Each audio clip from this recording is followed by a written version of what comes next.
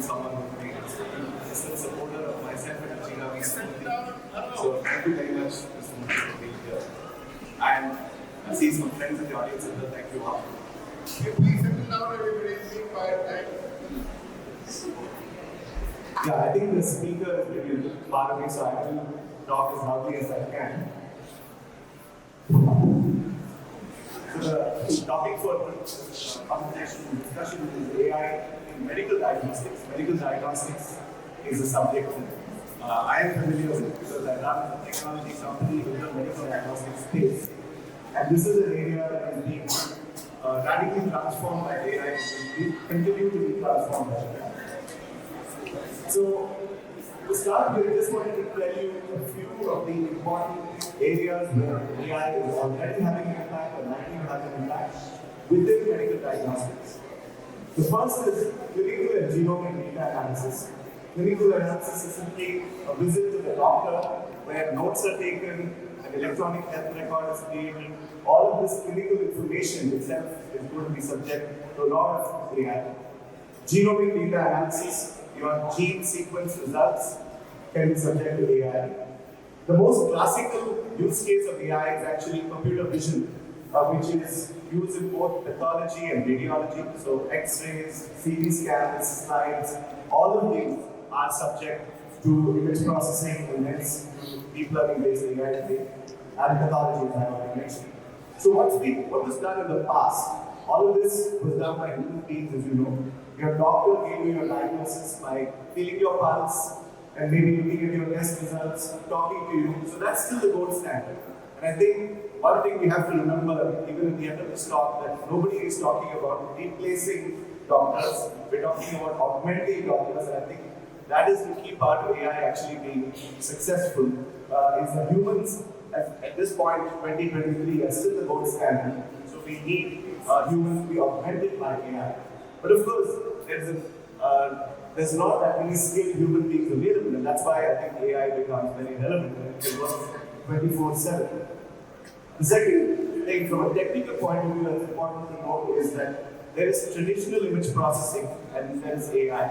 Traditional image processing use geometric features, use mathematics, etc., to do a lot of image processing. That entire field has been wiped out effectively by AI today. And if you talk to many academics who are in traditional image processing, they will say that 20 or 30 years of their work suddenly been replaced and it's not relevant anymore. So there is a very drastic shift happening all around us because of this.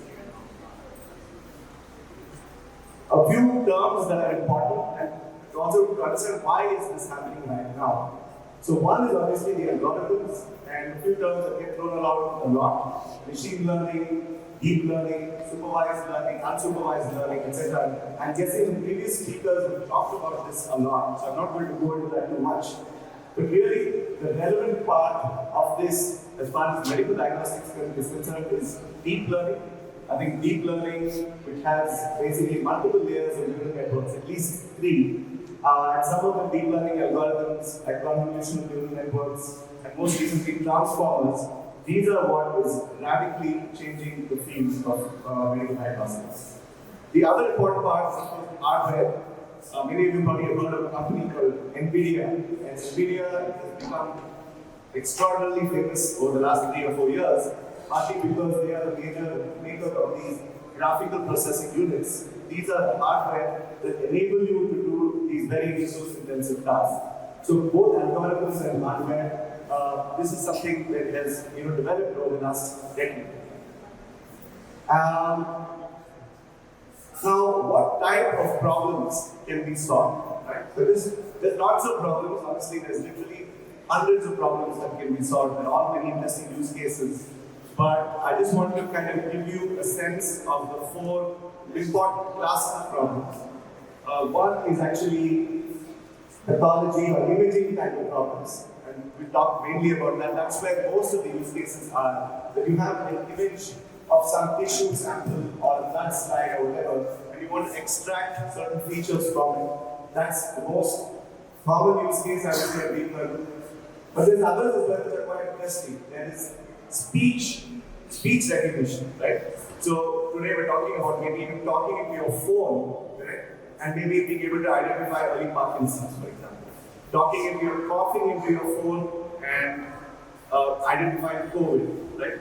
These are things which are not so far away, and lots of studies have happened because of COVID or things like this. So speech recognition is one class of problems, image processing is another class.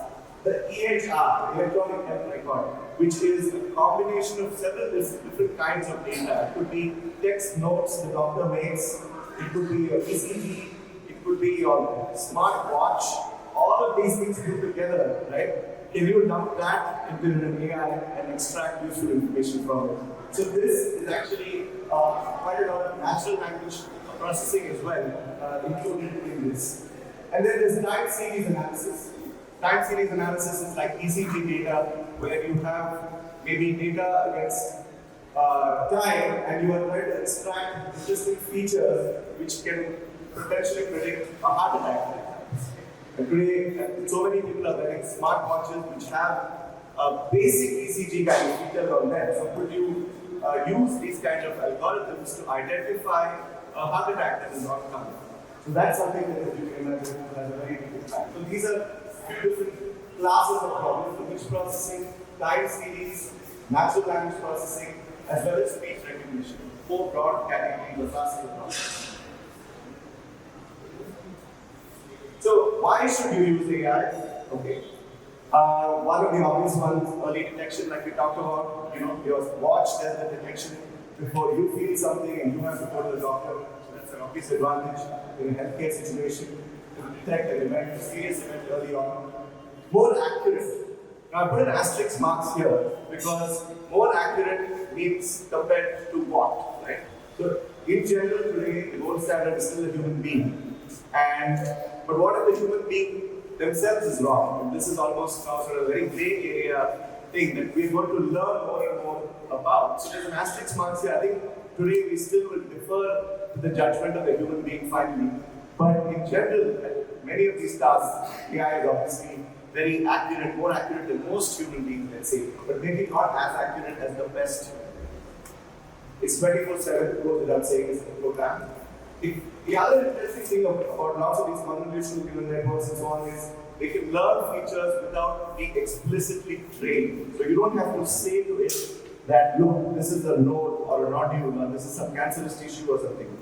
As long as you give it the final output, that this is a cancerous patient, it is able to extract features from images. So it's able to learn these features without us explicitly training it, which is obviously a huge advantage because we may not even be able to articulate all the possible features that are there to be learned.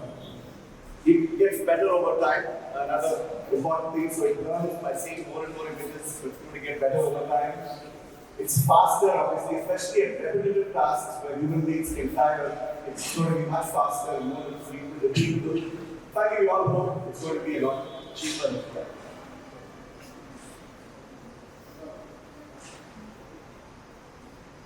So, just going to some specific use cases. One very interesting use case in cancer pathology is actually checkpoint inhibitors. Checkpoint inhibitors are a class of drugs that actually bind to a receptor called PD-L1. That is just the name of the checkpoint inhibitors are a very important class of cancer drugs that can actually bind to this PD-L1 molecule. Now, one of the challenges in cancer treatment is that you want to give this drug to only to people who have a certain amount of PD-L1 expressed on their tumor cells and not to the others. Okay?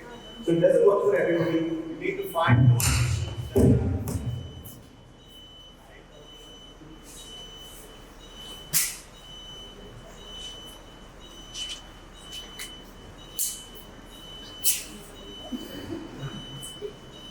You need to find those patients that have a threshold amount of PD-L1. Okay? So at least 1% of their tumor cells, right? If you have 100 tumor cells, at least one tumor cell has to be displaying with PD-L1 in order for the doctor to prescribe this treatment. The challenge is that many non-tumor cells can also show this PD-L1. Correct? Now, this is what an actual image looks like. Okay? So we can't really tell as lay people what this is. But trained pathologists are able to look at this, look at certain features and say, that's a tumor cell, this is not a tumor cell, etc. But even they can get biased. Now, where deep learning helps is to accurately quantify these thresholds and report this TPS score, the tumor prediction score.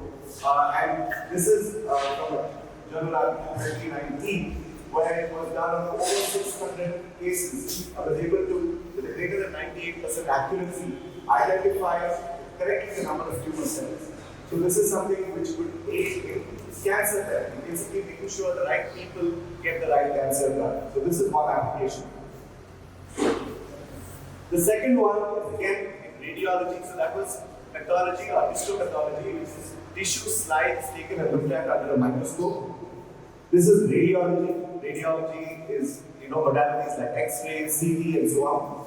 So here is an X-ray of a TB patient shown here on the left, and this is a very active area because we want to be able to detect pulmonary TB of the lung from these chest X-rays. What's the problem? The problem is we don't have enough trained radiologists in places like India where the maximum TB case load is, especially maybe in tier 2 to 3 parts of India where we don't have enough of these radiologists. So how does deep learning help? A computational neural network was able to detect TB on over 1,000 cases with a sensitivity of 97% and a specificity of 100%. That means if somebody didn't have TB, it was able to 100% accurately classify those cases. And those that had TB, it was able to pick up 97.3 of them compared to the gold standard. So you can imagine that's a very attractive thing to have. And all you need is someone that takes the X-ray, and now this deep learning algorithm using a convolutional neural network is able to classify and pick up those TB cases. The third one, actually I'm telling you there's 100 examples here, especially all of you students. You can yourself formulate 10 problem statements today. So what's the third problem? I thought this was personally, I thought it was very interesting. There is a field called dysmorphology. Dysmorphology means that when people have certain genetic defects, their facial features have certain, what should we call it? Dysmorphology. Right? They don't conform to certain geometric parameters. Right? Their eyes might be very close to each other, for example, or their nose may be overly flat, or they may see all of these things. So this is, as you can imagine, quite a subjective area. However, there are people called dysmorphologists who are able to, by looking at the face of a person, and why is this important, especially for young children, you want to be able to classify them appropriately so that you can give them the right treatment when they're quite young, and not let them get into problems later on. So this is a profession that, as you can imagine, there's not a lot of dysmorphologists around. But there's this algorithm, DIagnostics, was able to successfully classify 105 different genetic disorders just by looking at the face of some infants. So this is highly transformative because you don't have to go to an expensive genetic test, for example.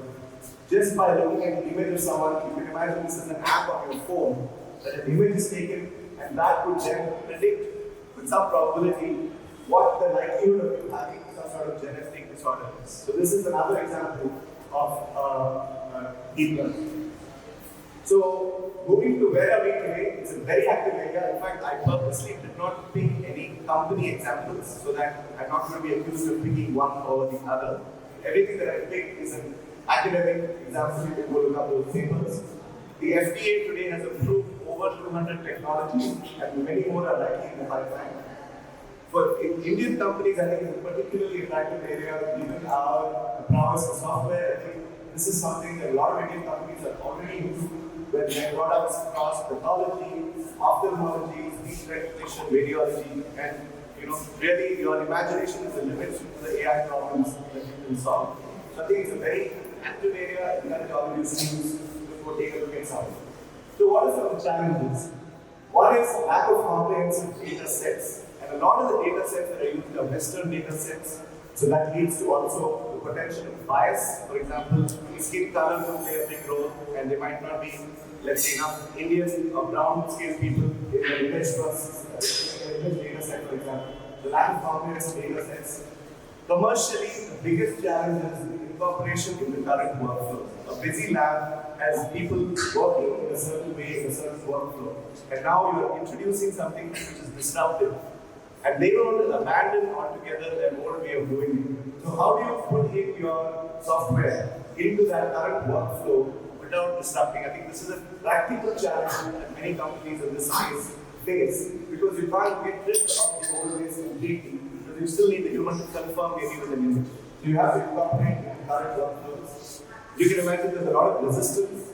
Radiology is considered one of the highest paying medical professions. So you can imagine the resistance over there because of the fear of job loss, especially if AI comes in. So I think one solution to a lot of this is AI versus IA. What is IA? Intelligent augmentation. And I think personally chess is the best example because of seeing what intelligent augmentation can do. Chess, the best chess programs started beating the best human beings by the mid-1990s. But chess has not disappeared. In fact, it's only become much more popular as a sport because human beings have found ways of using computers intelligently to augment themselves and their knowledge. So I think it's the same thing in medical diagnostics. We need to have intelligent augmentation, that's IA versus AI. What are some of the important future trends? Not so much wearing wearables, like I said, smartwatches, other things on your skin. And if you integrate that with AI, you can have this continuous time series analysis of what's going on with your health. Many interesting studies are going on, and will show, for instance, that we have different baselines for different human beings. I think one of the challenges with medical diagnostics today is you say, oh, my cholesterol level is above a certain number, hence I have a problem.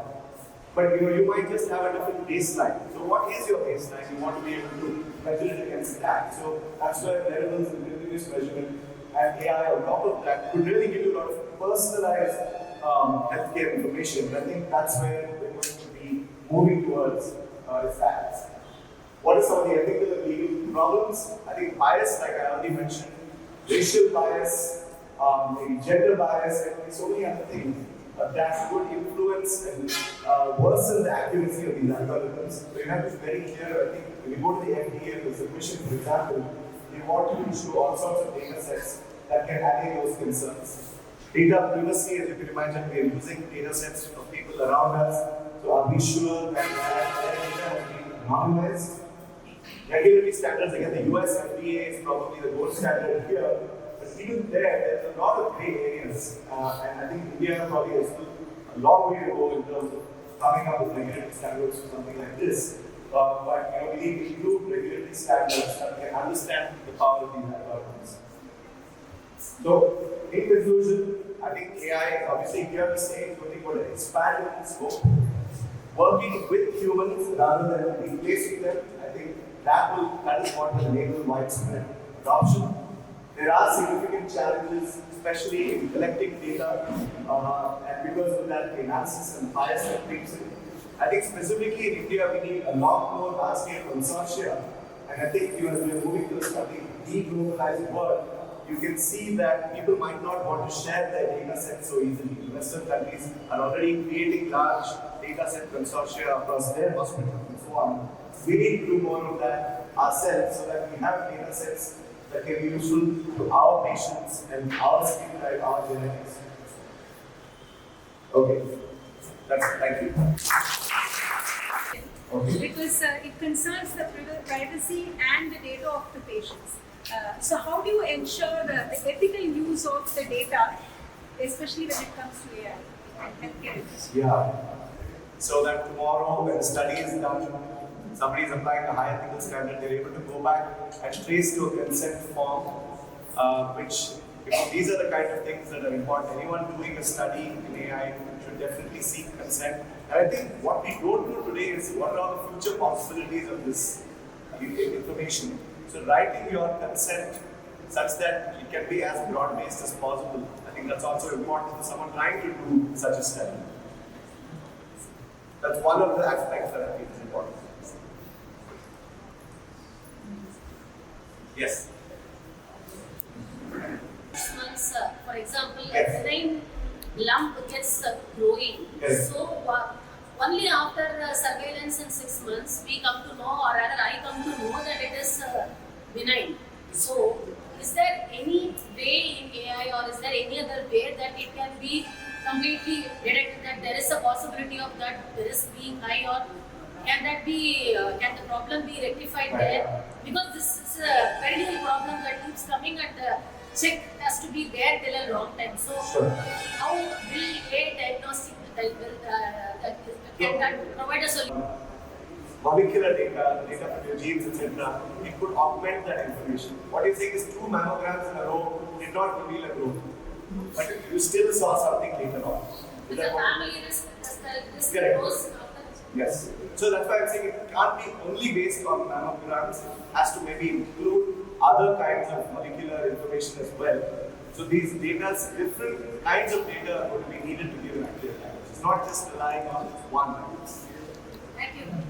Yes. Students face, or they are stressed. They're Right. stressed more, and we couldn't diagnose. Yeah. Well, I don't know if you read the newspapers. Somebody typed in suicide Yes. in Google the other day, Yes. and they were actually identified. Right? Yes. Right? You're talking about things like Yes, that. yes.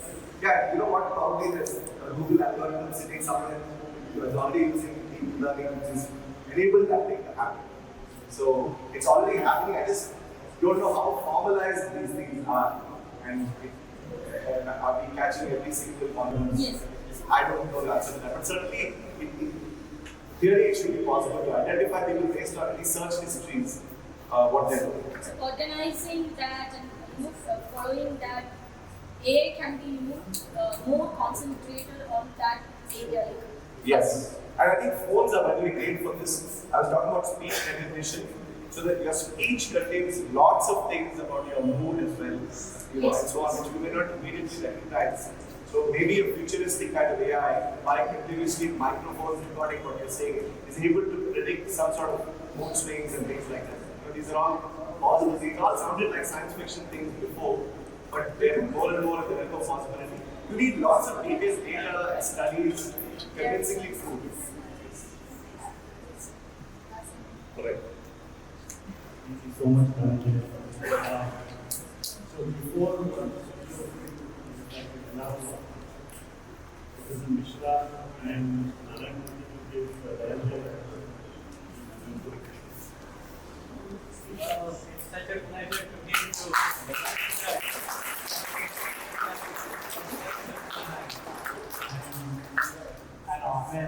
His thought process, the way he presented, just extraordinary.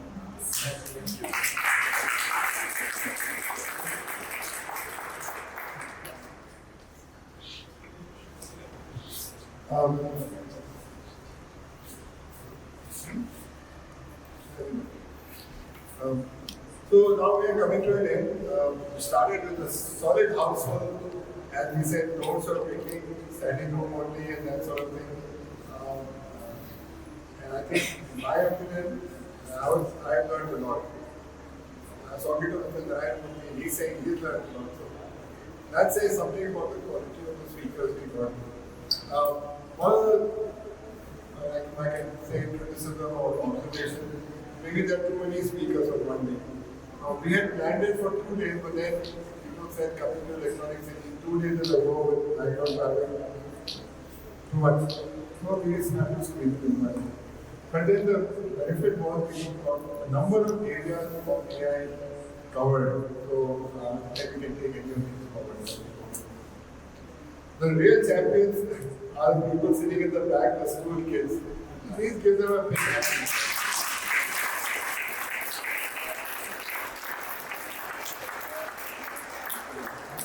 Stand up at this. There are kids from Jawahar School. Sir, they are from Jawahar Navodaya Vidyalaya. Jawahar Navodaya Vidyalaya, yes. So they have come, and there are people from Inter School, some of them were blessed. There are people from DIagnostics International, also sister school of Inter, AIed, SRM, and I think down as well. Thank you for I would like to two real champions of organizing this conference, two real champions. One is Sushila.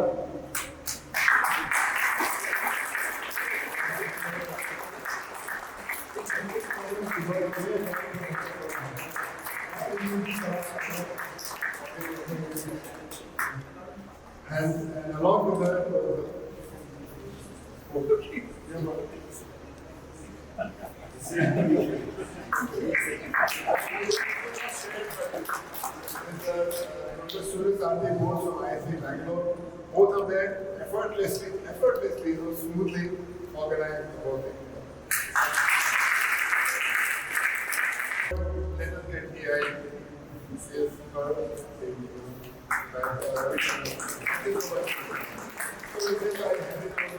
Passing the National Academy of Sciences India, I'd like to thank Professor Krishna and his team. I think it was really a fantastic collection of talks, and really the experts in this field have addressed this. So my thanks to the entire team of the ITCB group as well, the organizers of this, as well as NASI global chapter, the Bangalore chapter of and so also the Bombay chapter, which I represent in part. Here in the more on behalf of the headquarters of NASI and the Science and Society program of NASI, which has organized this, of course, on the effort yours. So thank you very much. Thanks to all of you. Mr. Ashok Krishna for putting this program together. It's such a strong for being a constant companion for me and Pushpita for putting together a lot of elements in bringing up the diagram. The showstopper is right here in front of us. So thanks for spending the whole week with us.